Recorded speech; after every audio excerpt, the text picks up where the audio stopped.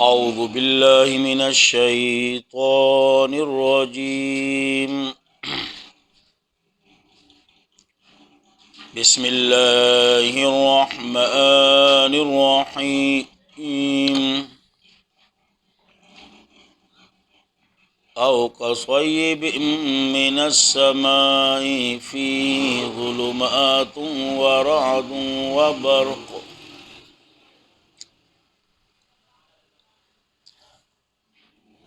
یہاں سے مغضوب، یہاں سے ضالین کا بیان ہے۔ اس سے پہلے جو مثال بیان ہوئی وہ مغضوب علیہم کی تھی، اور یہ جو مثال ہیں یہ ضالین کی ہیں۔ اور یاد رکھیں یہ مثال دو شقوں پر مشتمل ہیں،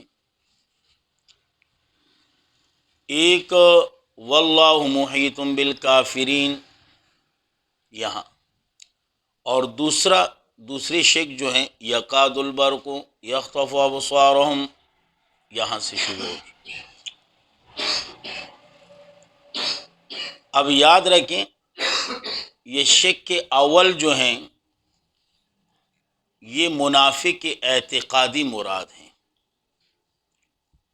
اور شق کے ثانی جو ہیں اس سے مراد منافق کے عملی مراد ہیں۔ یہاں پر مثال پیش کی جا رہی ہیں منافق اور نزول قرآن یعنی قرآن کریم کے متعلق۔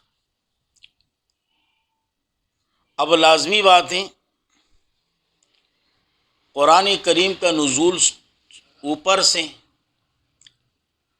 اب اس کے اندر وعیدات بھی ہیں، اسی طرح ان کے کفر و شرک کا تذکرہ بھی، منافقت وغیرہ کا تذکرہ، اسی طرح دلائل وغیرہ یہ تمام موجود ہیں۔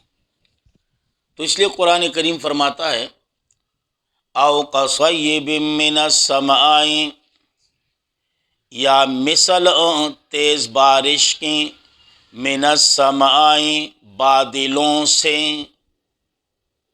من السماء بادلوں سے، فیہ ظلمات اس میں کئی اندھیرے ہیں، ورعد وبرق، ورعد او کڑک، وبرق اور بجلی، صحیح ہے نا جی۔ یجعلون اصابعہم رکھتے ہیں اپنی انگلیوں کو، فی آذانہم اپنے کانوں میں، اپنے کانوں میں، کیوں؟ من الصواعق بوجہ کڑک کے، حذر الموت بوجہ موت کے ڈر کے، بوجہ موت کے ڈر کے، واللہ محیط اللہ گھیرنے والا ہے، بالکافرین ایسے کافروں کو، اللہ گھیرنے والا ہے ایسے کافروں کو۔ اب دیکھیں جی یہاں فرمایا اصابعہم رکھتے ہیں اپنی انگلیوں کو، حالانکہ کان کے اندر تو انگلی جا ہی نہیں سکتی، اور قرآن کیا فرما رہا ہے یجعلون اصابعہم، اشارہ ہے مبالغے کی طرف، یعنی انگلیاں رکھتے ہیں اس قدر سختی کے ساتھ کہ قرآن کا کوئی لفظ اس کے کانوں تک نہ پہنچے۔ کیوں؟ ایسا نہ ہو کہ قرآن کا کوئی لفظ وغیرہ ان کے کانوں تک پہنچ جائیں اور یہ ایمان لے آئیں، اور ان کے ہاں ایمان لانا جو ہے نا یہ ایسا ہے کہ جیسے موت، سمجھ میں آ رہی؟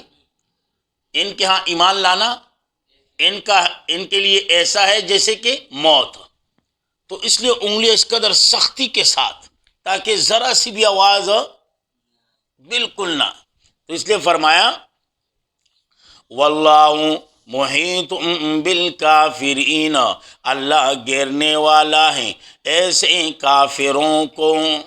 یہاں تک مثال جو تھی منافق کی اعتقادی کی تھی، منافق کی اعتقادی۔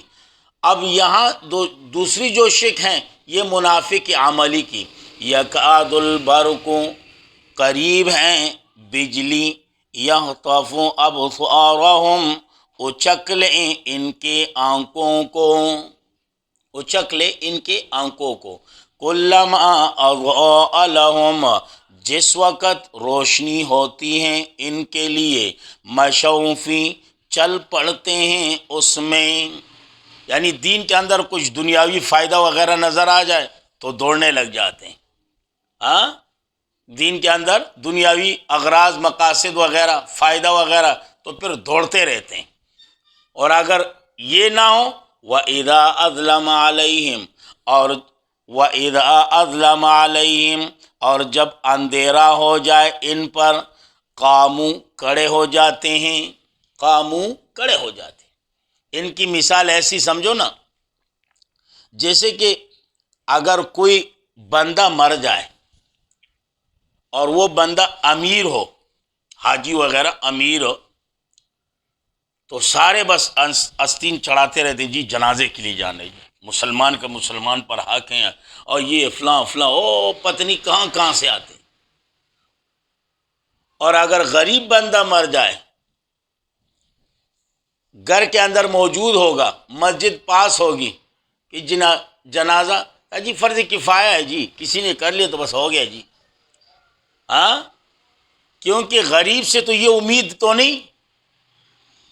اب امیر ہیں، ان کے اولاد ہوں گی، ان کے بھائی وغیرہ، رشتہ دار وغیرہ، وہ جب مجھے دیکھیں گے تو لازمی بات ہے میری ضرورت پڑی، ہاں تو ان کے پاس جاؤں گا تو میری ضرورت کو پورا کریں گے۔ غریب بیچارہ تو خود غریب ہیں، جاؤں یا نہ جاؤں۔ یہ بہترین مثال ہے۔ فوائد ہیں تو دوڑ پڑتے ہیں، اگر کوئی فائدہ وغیرہ نہیں، قاموا، رک جاتے ہیں۔ تو اس لیے فرمایا وَإِذَا أَظْلَمَ عَلَيْهِمْ، اور جس وقت اندھیرا ہوتا ہے ان پر، قاموا، کھڑے ہو جاتے ہیں، قاموا، کھڑے ہو جاتے ہیں۔ یعنی کوئی دنیاوی فائدہ وغیرہ نظر نہیں آ رہا تو کھڑے ہو جاتے ہیں۔ وَلَوْ شَاءَ اللَّهُ، اگر اللہ کریم، وَلَوْ شَاءَ اللَّهُ، اگر اللہ کریم چاہتے ہیں، لَذَهَبَ، البتہ لے جائیں، بِسَمْعِهِمْ، ان کے کانوں کو، وَأَبْصَارِهِمْ، اور ان کے آنکھوں کو۔ اب بِسَمْعِهِمْ، ان کے کانوں کو، یعنی کان نکال کے لے جائیں نا، کان کے اندر ایک سننے کی طاقت ہے، وہ طاقت سلب کر لیں۔ آنکھوں کے اندر دیکھنے کی طاقت اللہ نے رکھی ہے، وہ لے لیں۔ ہاں، اب ان اللہ، یہ علت ہیں، ان اللہ، یقیناً اللہ کریم، علی کل شیء قدیر، ہر چیز پر قدرت والا ہے، ہر چیز پر قدرت والا ہے۔ یا انداز بدل دو، ان اللہ، یقیناً اللہ کریم، علی کل شیء قدیر، ہر ایک چیز پر قادر ہیں، ہر ایک چیز پر قادر ہے۔ تو یہ مثال ضالین کی تھی، ضالین سے منافقین بھی مراد۔ تو پھر منافقین دو قسم پر، ایک اعتقادی اور ایک عملی۔ منافق اعتقادی جن کا عقیدہ کیا ہو جی، کفر کا، شرک کا، اور منافق عملی وہ ہے کہ عقیدہ تو درست ہیں لیکن بعض اعمال منافقوں جیسے۔ تو مثال کو دو شکوں میں تقسیم کر دیا۔ شک اول جو ہیں وہ منافق اعتقادی کے بارے میں، اور شک ثانی جو ہیں وہ منافق عملی کے بارے میں۔ صحیح ہے نا جی؟ باقی مثال کے اندر اور بھی بہت ساری توجیحات ہیں، اور بھی بہت ساری باتیں ہیں، لیکن میں نے ان باتوں کو ذکر نہیں کیا کیونکہ یہاں پر او آیا ہے۔ یہ او جو ہے نا، یہ بہت سارے معنوں کے لیے آتا ہے۔ او اختیار کے لیے بھی آتا ہے، او تقسیم کے لیے بھی آتا ہے، او اباحت کے لیے بھی آتا ہے، آؤ شک کے لیے بھی آتا ہے باعتبار مخاطب، اور آؤ جو ہے یہ بمانا واو بھی آتا ہے، لیکن یہ طلباء کی باتیں ہیں، آپ لوگوں کی سمجھ میں نہیں آئے گی۔ اسی طرح سویب کہا، ہاں سویب، ہاں سویب کے معنی کیا ہے؟ میلان کرنا۔ بچے کو بھی سبی کہا جاتا ہے نا، بچے کو سبی کیوں کہا جاتا ہے؟ اس لیے کہ وہ ہر چیز کی طرف میلان کرتا ہے۔ بارش کو بھی سیب کہا کیونکہ یہ اوپر سے زمین کی طرف میلان کرتا ہے، اس کی طرف بھی میں نہیں گیا۔ کیوں؟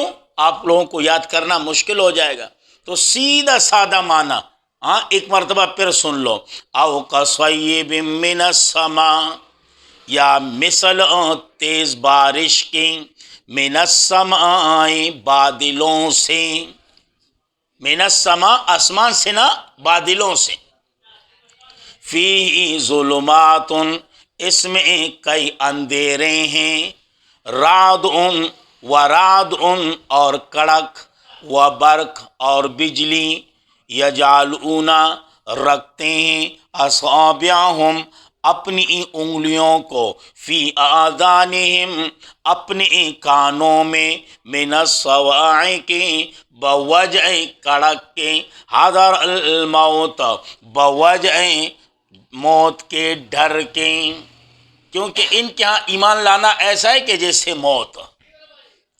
واللہ محیط، اللہ گھیرنے والا ہے، بالکافرین ایسے کافروں کو، یکاد البرق قریب ہے بجلی، یخطف ابصارہم اچک لیں ان کے آنکھوں کو۔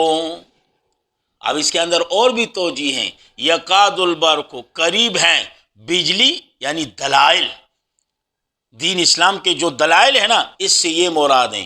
یہ تو معنی اچک لینا یعنی حیران کر دینا، دین اسلام کے دلائل کو جب یہ دیکھیں نا تو حیران ہو جائیں گے کہ واہ جی واہ کیا دلائل ہیں، لیکن اس طرح میں نہیں گیا، میں صرف لفظی معنی کی طرف آ رہا ہوں۔ کلما اضاء لہم جس وقت روشنی ہوتی ہے ان کے لیے، مشوا فی چل پڑتے ہیں اس میں، دنیاوی کوئی فائدہ وغیرہ نظر آئے نا، سبحان اللہ جی اپنا دین ہے جی، ہاں قربان جاؤں دین اسلام پر۔ وَإِذَا أَظْلَمَ عَلَيْهِمْ اور جس وقت اندھیرا ہو جائے ان پر، قاموا کڑے ہو جاتے ہیں، کوئی فائدہ وغیرہ نظر نہ آئے جی کیا کرے جی، اللہ توفیق دے جی، اللہ توفیق دے، ہاں اللہ توفیق دے۔ وَلَوْ شَاءَ اللَّهُ اگر اللہ کریم چاہیں، لَذَهَبَ البتہ لے جائیں، بِسَمْعِهِمْ ان کے کانوں کو، وَأَبْصَارِهِمْ اور ان کے آنکھوں کو، ان اللہ یقیناً اللہ کریم، علی کل شیء قدیر ہر ایک چیز پر قدرت والا ہے، ہر ایک چیز پر قادر ہیں، ہر ایک چیز پر قدرت والا اور قادر ہیں۔ یا ایہا الناس، یہاں سے سورۃ بقرہ حصہ اول کا دوسرا باب، صحیح ہے نا جی؟ اور انشاءاللہ اس پر تفصیل، کل تو سرکاری چھٹی ہیں، پیر والے دن انشاءاللہ۔